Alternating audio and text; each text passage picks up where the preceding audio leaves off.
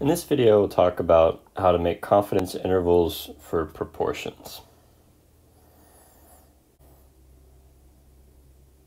Suppose that x follows a binomial distribution with parameters n and p. So we're doing n experiments and p is the probability of success.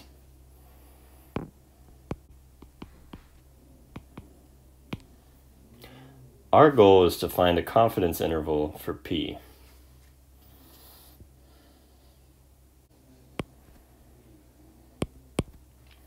We can take p hat equal x over n, the actual sample proportion, as our estimator for p.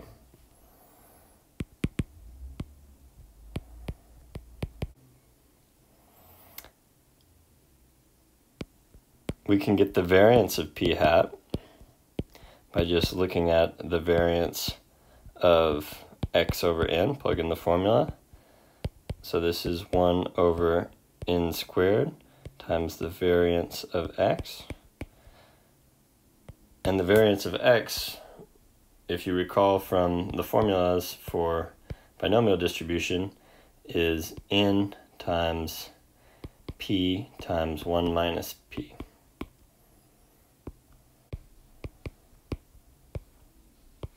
So our final result is p times 1 minus p divided by n. We showed in the section on the mean squared error that this p hat is unbiased for p.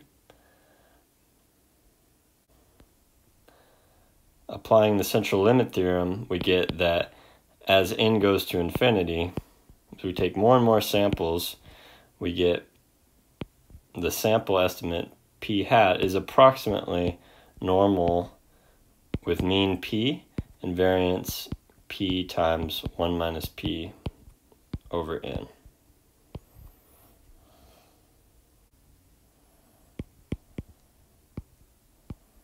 So you might think we can just plug in p hat here. And it turns out you really can't get a good estimate. You can do better than that. You can do better than plugging in p hat when you were talking about proportions. So that's what we'll talk about.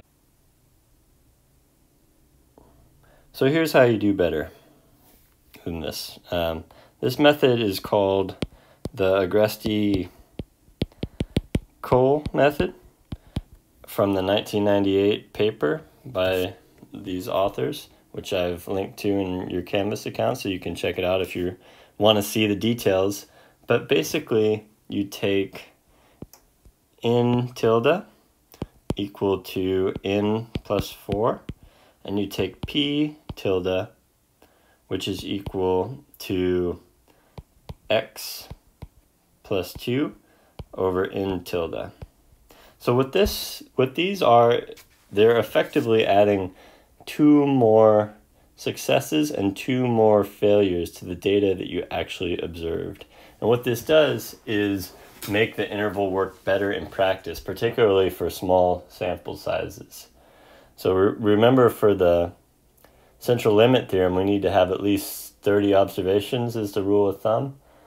By doing this, we don't have to think about how many observations that you need. Doing this is always going to lead to generally the right idea of a confidence interval. So you take these and you form a confidence interval as follows. That is a level 100 times 1 minus alpha % confidence interval.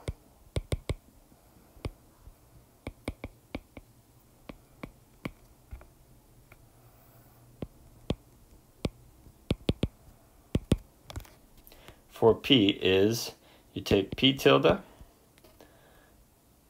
you go plus or minus z alpha over 2 times the square root of p tilde times 1 minus p tilde all over n tilde.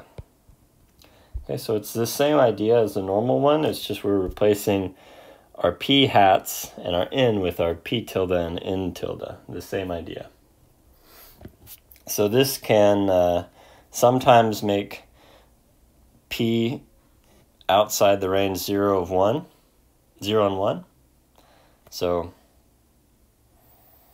you have to make a couple corrections.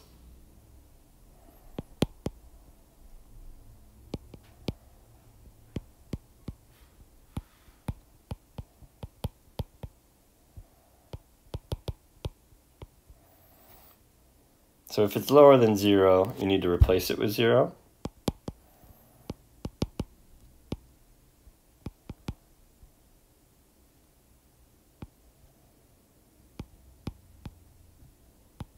And if it's higher than 1, you need to replace it with 1.